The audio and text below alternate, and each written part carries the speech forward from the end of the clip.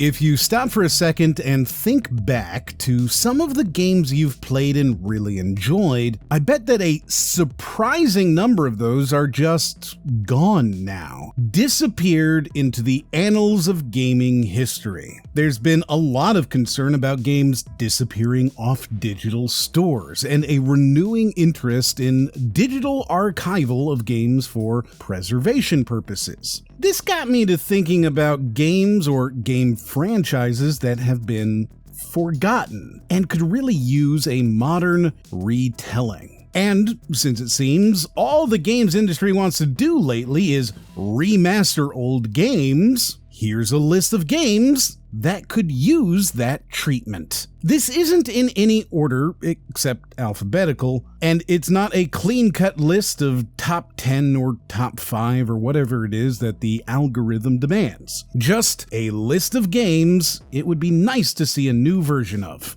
with a little flavor text to explain why.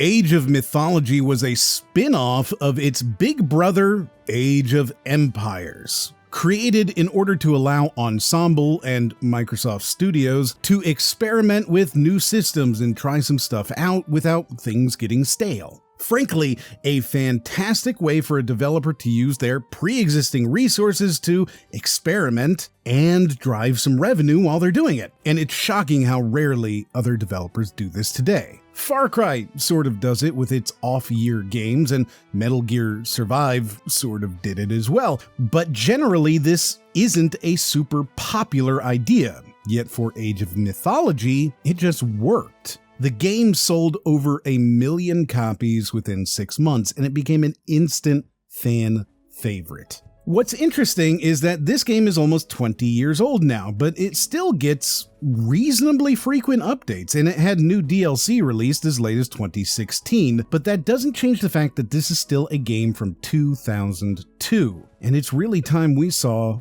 another one. With Age of Empire 4 releasing sometime in the near future, that would be the perfect time for Age of Mythology 2 to show up. Not just the inevitable definitive edition like AoE 1, 2, and 3, but a proper sequel. From Software, the developer you know as the Dark Souls guys, actually started out with a couple other games as long ago as 1994. And one of those series they produced was Armored Core. Armored Core has over a dozen games, but 5 mainline entries, conveniently called 1, 2, 3, 4, and V. And these aren't the world's best games, but they are super cool. Unfortunately, or I guess not exactly unfortunately, but sadly, when Dark Souls became the super popular hit that it is today, From Software stopped making Armored Core games and, well, started making Souls games. It's hard to be mad about their success considering the great games it gave us, but it's also hard not to wish they'd take some of their Scrooge McDuck levels of cash and put together a team to make another Armored Core, and use the incredible amounts of experience and polish they've learned to make the best one yet. Black and White is a series of god games from Peter Molyneux, the guy who got famous because he would overpromise things, like in Fable, saying you could carve your initials into a sapling with a sword, and they'd still be there years later when the tree grew. However, Black and White might be the one game he produced that's exactly what he said it would be. A game where you are a god, worshipped by the people, and you've got a pet that you can train to act however you want. Want to be evil? Teach your tiger pet to eat villagers and poo on their houses. Want to be good? Pet your turtle and teach it to plant trees. Altogether, Black and White is one of the coolest god games, and frankly, I'm surprised this game hasn't shown up as a VR title already. Only Gearbox could produce a series so beloved and then end it right before the final game. Brothers in Arms was the game series that turned Gearbox from work for hire to full studio making original games. And Road to Hill 30 and Hell's Highway are both fondly remembered as some of the best World War II shooters ever made. Unlike the flashy flamboyance of Call of Duty or Medal of Honor, Brothers in Arms feels more like Band of Brothers, The Pacific, or Saving Private Ryan. A story about soldiers in a war instead of just a game about war. You learn to care about the guys in your squad. You invest yourself in their lives and trials, and then Gearbox made Borderlands, and that was that. Authentic and good World War II games could experience a real revival with a new Brother in Arms. Burnout, what a cool series. You may be tempted to say, oh, but Burnout Paradise just got a remaster, but let's not forget that EA turned off the servers for that game basically a week after releasing it. No, I want a real revival, preferably from the guys who left EA because they didn't like how the series was going. In a wonderful way, Burnout was more about fun than driving, taking racing as not seriously as possible and making something that I think is best described as Tony Hawk meets Grand Theft Auto. And the crash mode might be the best thing in the entire world. Chrono Trigger is one of those things that if I didn't mention it, well, it would just end up being every single comment I got for the next 10 years. A role-playing game from the mid-90s, similar to what might be considered Final Fantasy style, but with a lot of very smart player-friendly changes to the formula that frankly makes it the better game. In fact, it's widely considered to be one of the best games of the SNES period, rivaling Mario and Metroid. And there's no shortage of people ready to call it one of the best games of all time. However, for some reason, Square Enix has seemingly no interest in reviving this series. This is a game that I don't really think we'll ever see a proper sequel to, even though Chrono Cross came out in 1999 and sort of tried to fill that role. This is really sad because frankly, it just seems that all the great ideas of this franchise were slowly sucked into Final Fantasy, with 13-2 just outright stealing the core mechanics of the franchise. Given a choice, I'd take a sequel to this over any other Final Fantasies. Crimson Skies is a game that I've tried to write about a few different times, but unfortunately there's just not enough to talk about without turning it into a beat-by-beat review. The game did well and was popular and just sort of faded away, and that's exactly the reason why I think it needs to come back. Talk about style, this game is Diesel Punk before Diesel Punk even existed. An alternate universe where zeppelins fly between cities and sky pirates are a thing, with missions that include flying Howard Hughes' Spruce Goose and finding sunken treasure ships. It's got all the style and all the substance. There's a board game, there are books, it's got all the world building, so much style that Hollywood jacked it for Sky Captain in the World of Tomorrow. This game should absolutely make a return.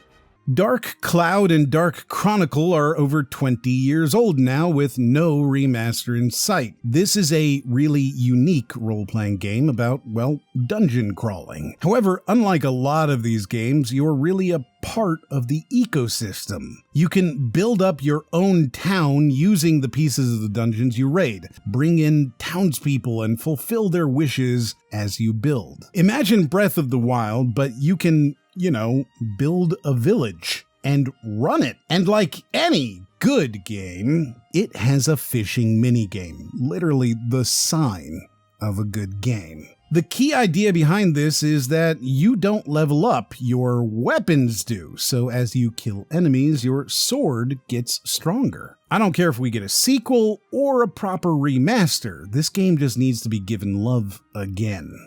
Dino Crisis is Resident Evil, but faster. Bang, bang, bang, instead of bang, search, walk away. In fact, the first game is commonly just described as Resident Evil with dinosaurs, and it's definitely the scariest, most horror game dinosaur game I can think of. But the sequel, Dino Crisis 2, is really the game I want to see a modern sequel for. Action-packed dinosaur carnage. Man, this would be great. Since Resident Evil has been doing gangbusters with their remasters, why not a little Dino Crisis in there as well? Thankfully, it seems like someone's heard me, because Second Extinction looks like it might be just the thing.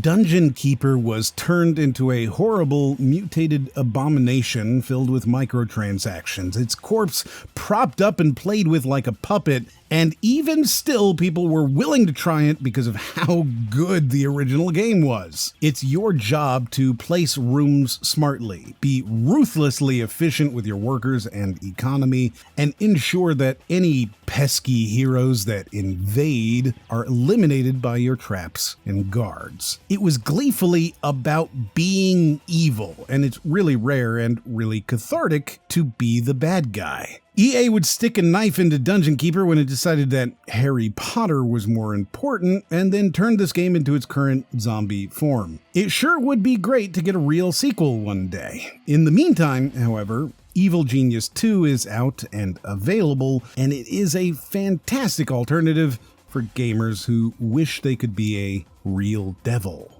If you've ever wanted to play a Saturday morning cartoon, but you didn't really want the cartoon part to exist, boy is Earthworm Jim exactly that. This game is so neat, super fun, and incredibly fleshed out, just completely full of character. Groovy character. Sadly, there's been nothing on the radar with regards to a new game for, well, this entire millennium. There's something about this era of wacky, irreverent humor and tight platforming, and Earthworm Jim is definitely sitting at the top of that pile. And please, no 3D remake. Let's do a really crisp 2D side-scroller, just like Jim deserves. F-Zero.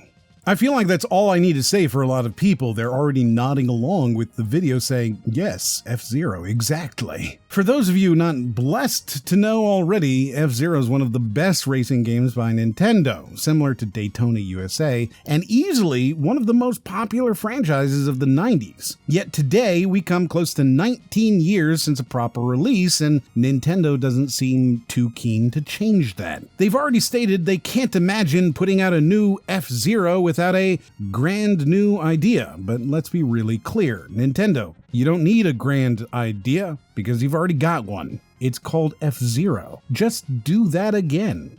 A turn-based RPG on the Game Boy Advance, Golden Sun might be one of the RPGs where every character feels completely unique and authentic, but also completely customizable. I wish I could say that Nintendo simply forgot about this one, but they threw Isaac into Smash as an assist trophy, so it's clear they know this is a series with a dedicated fan base. Worse, the very poorly selling sequel they dropped in 2010 left the whole story on a cliffhanger. So that's cool. As with so many of these RPGs from back in the day, it seems that the best ones were abandoned in favor of Final Fantasy, and it's time for either a Link's Awakening style remaster or a proper entry. Might and Magic is a huge franchise with dozens of games from Dark Messiah to King's Bounty, but Heroes of Might and Magic has been in a weird downward spiral since the IP was bought by Ubisoft. Technically, there was a new Heroes game as recently as 2015, but just about everyone agrees that the last true Heroes game was back in 2006 with HOM 5, and even then people would still be asking for HOM 3. Unlike a lot of the games on this list, I don't think a remaster makes a lot of sense here because frankly, the game from 1999 still exists within the modding community. Instead, I'd really love to see them take this gameplay and adapt it to modern gaming. What we've gotten today is buggy, ironically overly faithful iterations with every sort of problem, from balancing to poor AI to just plain old brokenness. A real, true sequel that washes away those sins and replaces them with glorious artifact acquisition? Yes, please.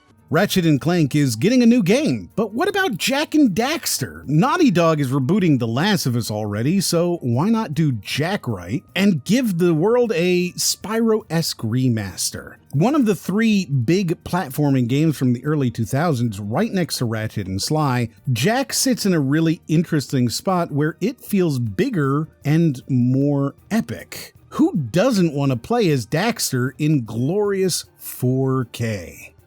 Jet Set Radio is a rhythm game version of Anti-Establishment Rebellion, and if that doesn't already sell you, I don't even know what will. In today's climate, a game about graffiti tagging rivals and avoiding the authorities might just hit the spot perfectly. I just want to spray a cool AF graffiti artwork while listening to some of the best beats on a modern soundtrack. Frankly, I'd be fine with them just putting Future on PC, but the fact that we're getting close to 20 years without Jet Set is a travesty. Team Reptile has a game called Bomb Rush Cyberfunk coming out sometime in the future that looks to try to provide this, and I hope it's great. But a larger developer like Sega can certainly throw more resources at it. Klonoa is a series of games from the early 2000s that features the titular rabbit-dog-cat Dr. Moreau hybrid in a series of 3D side-scrolling platformers. It comes from that period of time when 3D-style games were just plain old ugly. The thing is, Namco knew that, and so a decade after the original game, they released Klonoa as a remake of the original in order to help modernize it. It didn't sell well at all and sort of disappears into history, but this is a game franchise that is just ripe for a new release today. Games like Yooka-Laylee and The Impossible Lair have shown that the genre isn't dead, and Klonoa could be a perfect mascot to help it along.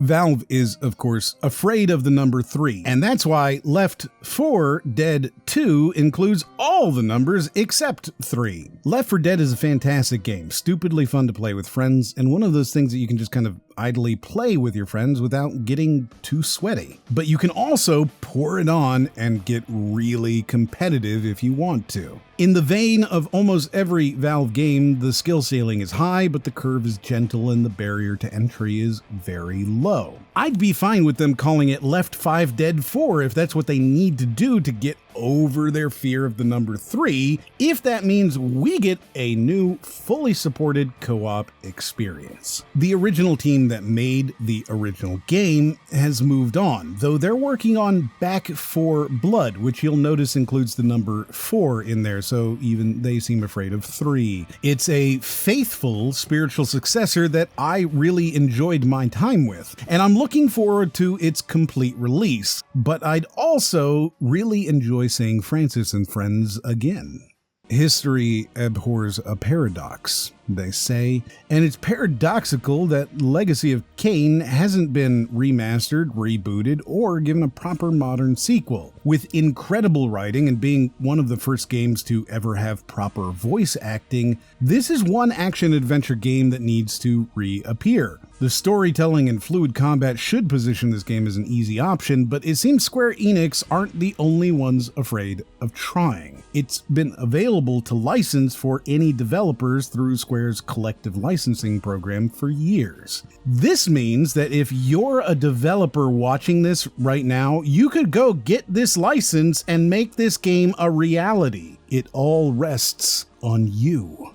Legend of Dragoon is a famous JRPG from the PlayStation era that attempted to take on Final Fantasy for the crown of Best JRPG Franchise. One of the most well-funded games Sony had ever made, Dragoon is a controversial pick in any best of list, primarily appealing to people who played it at the time versus picking it up to play today. There's a lot of problems with Dragoon, from bad translations to poor graphics and even a broken experience system, and it was an expensive game that brought only mild success. But there's a reason that the fans for this game are so rabid. Dragoon has an incredible amount of heart, and if it were to be remade, or even given a Final Fantasy-style retelling, these problems are already identified and could be smoothed away to let the light inside really shine. Bullet time and slow motion may have been overused in the movies, but only a couple games ever really tried it out, one of the most memorable being Max Payne. Irreverent, cliched, and hokey, Max Payne embraced its ridiculously overwrought environment to become the ultimate bitter protagonist. And Max Payne 3 has some of the finest gunplay in modern gaming. However, for whatever reason, Rockstar will remaster LA Noire, but the Max Payne trilogy is abandoned. I don't want a Max Payne 4, the story would be ruined, but I really would love to see Max Payne join the other M-titled games to get a trilogy remaster. If you've ever played Just Cause but wished that the game had a little bit more nuance and capabilities instead of just running and gunning, then you've wished for Mercenaries, a true sandbox game with the ability to fight on the ground or with vehicles, to disguise yourself and infiltrate bases, to level skyscrapers with artillery. Whether you use stealth or subterfuge or just lay waste to the countryside is totally up to you, and this level of freedom hasn't been properly explored in an open world game ever since. Also, oh no you didn't, oh no you didn't, oh no you didn't, oh no you didn't you, oh no, you didn't pay me what you owe me, so now it's over for you. Name a first-person parkour game other than Mirror's Edge. Now, parkour may not be the popular thing it once was. It's not in all the movies, it's not in all the TV shows. Even games like Assassin's Creed don't feel like they're about parkour movement anymore. So perhaps it's not wholly surprising that trend chaser EA wouldn't put out a new Mirror's Edge. The closest thing we've got today is Apex Legends, which doesn't really scratch that itch for flow state movement. I desperately want to take another leap of faith in Mirror's Edge 3. Parasite Eve is another in a long line of Square Enix late 90s RPGs. It often gets confused or misconceived as part of the Resident Evil series for its camera, art style, logo, and even the name itself. Parasite Eve sounds a lot like Resident Evil. However, it is in fact its own thing, and a pretty good thing at that. The weapon customization and battle mechanics still stand up today. Plus, a soundtrack from the Kingdom Hearts composer Yoko Shimomura that plays in your head anytime you visit the real-world locations in New York. This is absolutely a game that deserves a modern retelling. And you know what?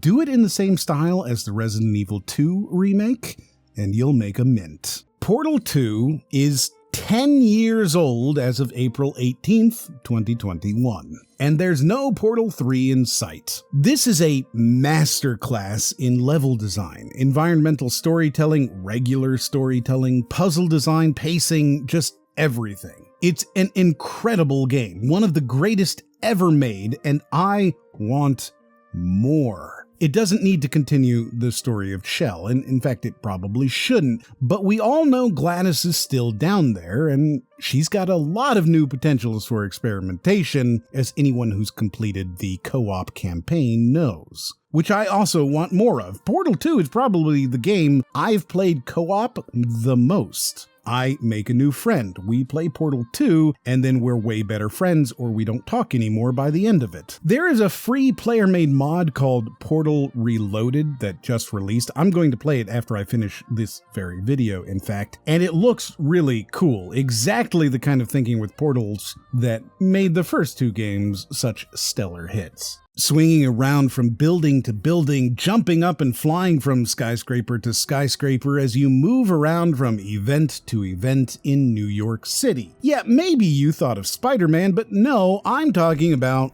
Prototype. It's so good to be the villain in a game. The ultimate catharsis as you smash it and destroy an army as the monster that's destroying the city. Prototype is ridiculously good fun. And the movement through the city is just about perfect. Pure flow state with no real thought needed as you simply move through to your next epic showdown. If you've ever played a superhero game and thought to yourself, man, I wish I could just superhero land on top of the enemy and splatter them into tiny pieces, then Prototype is the game for you. A new entry in the franchise is long overdue. Command & Conquer Red Alert is one of the campiest, silliest, most ridiculous games that ever did come. It's really wonderful. It's sad that today no developer is willing to take the risk of producing a real-time strategy. It's an entire genre that's basically stopped existing. So if we're going to bring back any RTS, let's bring back the best with Red Alert. There's user mods like OpenRA that aim to let you play the old games, and they're great fun, don't get me wrong. I literally covered it in my Dune game video, so you know I'm a fan, but man, I really want to see a new entry. I mean, come on, Red Alert had Tim Curry. I'm escaping to the one place that hasn't been corrupted by capitalism. Space! I want a new Red Faction game. Fully destructible environments and the ability to rocket tunnel under a building and through the planet itself. Taking out your sledgehammer and demolishing an entire building to its foundation just because you can. Why clear the building when you can clear away the building? Embracer has already shown they're open to remastering this game with their highly unfortunately named Guerrilla Remastered. So let's continue that path and make a whole new game. 30 years ago, Road Rash came out on the Sega Genesis and a dynasty was born. The next few years saw a bunch of Road Rash games on all sorts of platforms, and it quickly became one of the most popular franchises of the 90s. And then it just disappeared, and we haven't seen a new Road Rash game in 20 years, well, with the exception of a J2ME mobile port. This game was all about badass soundtracks, dangerous racing, and beating up other racers while going way too fast. There's nothing quite like kicking your opponent into incoming traffic and watching them fly off their bike. A kickstarted spiritual successor called Road Redemption managed to pull in over $170,000 back when Kickstarter was just starting. So there's clearly a market for this kind of game, and I'd love to see a real full version of this. How many of you hear the word tycoon and immediately think of Rollercoaster Tycoon? This is another game that's been relegated to admittedly pretty good mobile ports, but I really want a proper full version that's been given all the care the originals had. The third game decided to go 3D because it was the popular thing to do at the time, and unfortunately it wasn't ready for that. And that was it. The game just stopped existing. There's a couple roller coaster games out there now, but they don't get the mix quite right. Planet Coaster lets you make really cool looking, awesomely designed coasters. Parkitect allows you to manage the park and actually tycoon. I want both. SOCOM was one of the most realistic shooters, and it was fantastic. Unfortunately, the name got associated with the PlayStation Portable, and Sony's attempt to serialize the game into annual titles like Call of Duty, only they didn't keep getting high reviews, they kept getting worse and worse reviews. Now it's been a decade and even Call of Duty is rethinking terrible annual releases, so let's get Sony to start thinking about a reboot. Or another sequel, just for the visual pun. I know that's terrible, but I'd be fine with it just to get my hands on this on a modern system. This is one of the earliest online shooters, and there's no doubt people would leap at the opportunity to get into some clan wars. Want to send a SOCOM fan into a nostalgic coma? Just say the words fishhook and let it roll. With a fan base that strong, why isn't there another SOCOM? SimCity is fondly remembered by a huge amount of gamers across multiple generations, except for the most recent generation of gamers, for whom SimCity is nothing more than a broken, badly released, always online thing. It's not a popular game, it's not a very good game, and it sure would be nice to be able to play a city builder that increases and expands the features and offerings on hand, as opposed to limiting them, removing them, and hiding them behind paywalls. This is the current state of SimCity, but I would really like to see SimCity become what it could be. Thankfully, we've got City Skylines, which is everything you might want from SimCity, but even still, because SimCity is no longer a competitor, it doesn't feel like there's any choice. Bring me a new SimCity. Sleeping Dogs is one of the best open-world crime games, and frankly, I put it above almost every single GTA and GTA clone in terms of sheer fun and smooth gameplay. This is a real masterpiece, but because it doesn't have the brand recognition of Grand Theft Auto and had a deeply troubled development, it's unlikely we'll ever see another game in this world, but maybe that should change. Sleeping Dogs started as True Crime Hong Kong, but when Activision canceled it, Square Enix picked it up. The problem is that Square Enix has ridiculously unrealistic expectations for games, and even 1.5 million copies sold was poor performance to them because they're insane. Despite the millions of copies sold during its lifetime, Sleeping Dog was declared a failure alongside Tomb Raider 2013 and Hitman Absolution. And for whatever reason, those other games continued to get iterated on, but Sleeping Dogs just disappeared. There was rumors of a free-to-play mobile game, there was an attempt at an MMO, but I really just want to play Sleeping Dogs 2 and continue the story of Wei Shen. I've mentioned Jak, but while we're on this path, let's get a new Sly too. Oh my goodness, do we need a new Sly? Sly is the coolest character on PlayStation, period, and he's not on PlayStation anymore. That needs to change. This stealth platformer basically does everything right and represents one of the biggest, most popular franchises in Sony's history, and yet, for whatever reason, they seem to be aiming for an average of a decade between releases. Considering this maybe is the only game to ever put together an Ocean 11-style heist story that works and feels believable, the irony of an anthropomorphic raccoon being the most authentic character is not lost on me, I assure you. It's just shocking to me that we don't even have a hint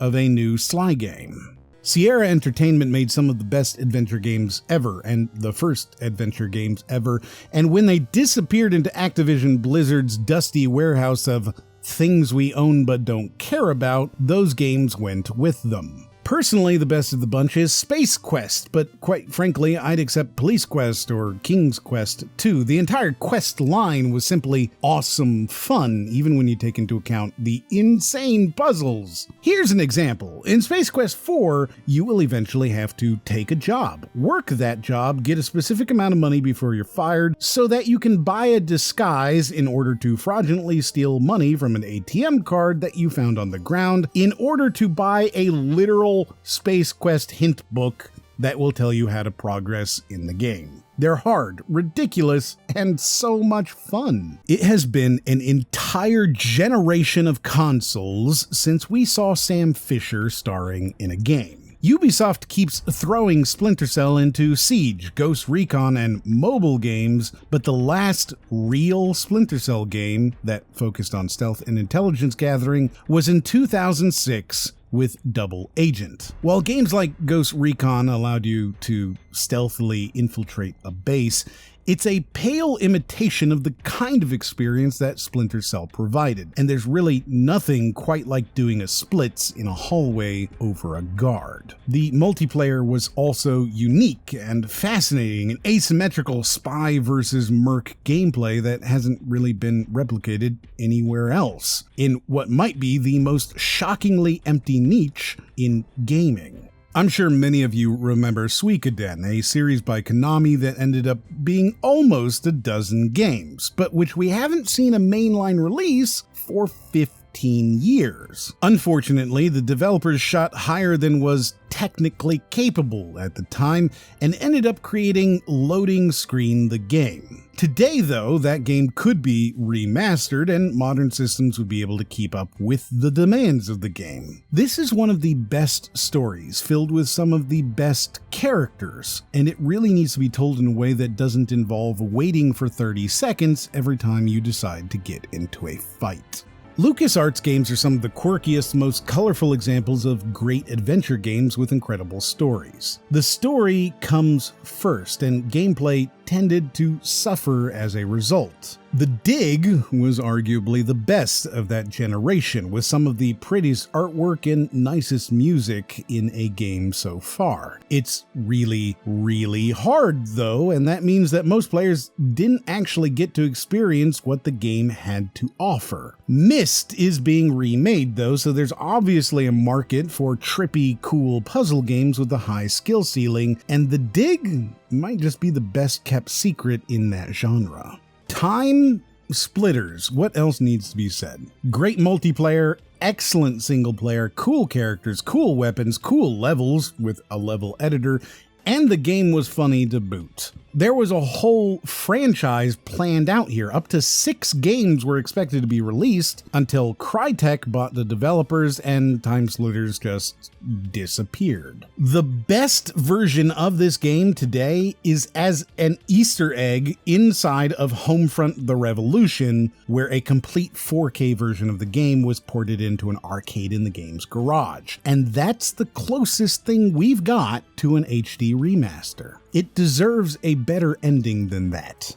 Tribes is a game about momentum, a game about movement in a subgenre called FPSZ. You have a jetpack and touching the ground doesn't slow you down, so go wild, Rocket Trooper! Built inside the Star Siege universe, which let me tell you is one of the coolest narrative universes in gaming, and I'm sad that's not around either, Tribes is a series that's produced incredibly popular, well-received titles over and over again. Unfortunately, it's fallen victim to a free-to-play model that doesn't really lend itself to a total and complete game. It's passed ownership and stewardship from company to company to company, with 6 developers and 3 publishers, and it's in a pretty sad shape today. If only they would release a proper, full new game. I know there's 100 multiplayer shooters out there, but this one was something special. There's a community-made spiritual follow-up called Mid-Air coming out sometime in the next year or two, hopefully, that looks to capture at least some of the aspects of Tribes that I missed, so maybe that will slake my thirst. Ultima is one of the games that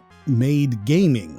You hear RPG, specifically computer RPG, today, and you think of crawling through a dungeon, hacking and slashing at skeletons. What's interesting is that with Ultima, the first CRPG, it was all about your character's morals, chivalry, and conduct. The way you interact with the world is way more important than the things you do. It's all about morals and ethics, and this really sets Ultima apart from other RPGs. All of this while being set in one of the most well-fleshed out worlds in the entirety of gaming. There hasn't been a new game since 1999, except for a weird browser game that no one remembers, and while the story did reach a conclusion, there's enough room in there that you could release an Ultima X or even remaster it into an Ultimate Ultima? This is a really neat game, and a lot of people will never play it because it is so old. The series started in 1979, and there's not a lot of gamers today willing to go back and play through 20 years of games with none of the modern kindness. Let's get Lord British on the phone here, and let's get a new Ultima. I don't know why Nintendo hates Wario so very, very much, but Wario Land needs to be a thing again. Wario's platforming games were incredible on the handheld Game Boys, and now Nintendo's primary console is literally a handheld, but no Wario Land in sight. Maybe this is just me, but Wario Land is way better than the Super Mario games. Not necessarily in setting, but the ability to borrow powers made this a really cool mix of classic 2D Mario platforming and Kirby, but without any of the expectations of those games. It could be cruder than Mario and harder than Kirby without angering hardcore Nintendo fans. Instead, Wario's been thrown into the cellar for WarioWare games only. No more! Let's get a Wario Land game, please. There's a lot of people who put money into Star Citizen's money laundering scheme that would be awfully happy to throw $60 at a Wing Commander game. The battles with the Kilrathi, flying with Hobbs and proving his innocence after the destruction of the Tiger Claw. Even Freddie Prinze Jr.'s terrible acting can't sully the good name that is Wing Commander, but with the exception of a failed Xbox arcade version, there hasn't been a new game since 1997. Get Mark Hamill on the phone, tell him we've got a Wing Commander game, and it's time to step into the shoes of a favorite old character, and then promise not to ghost him, and I bet we could get this made. So that's my list. Fun drinking game. Go through my list and see how many are EA games or Embracer games. Don't know who Embracer is? I have a video about that. You can watch it right here. And as always, I'll see you on the next one.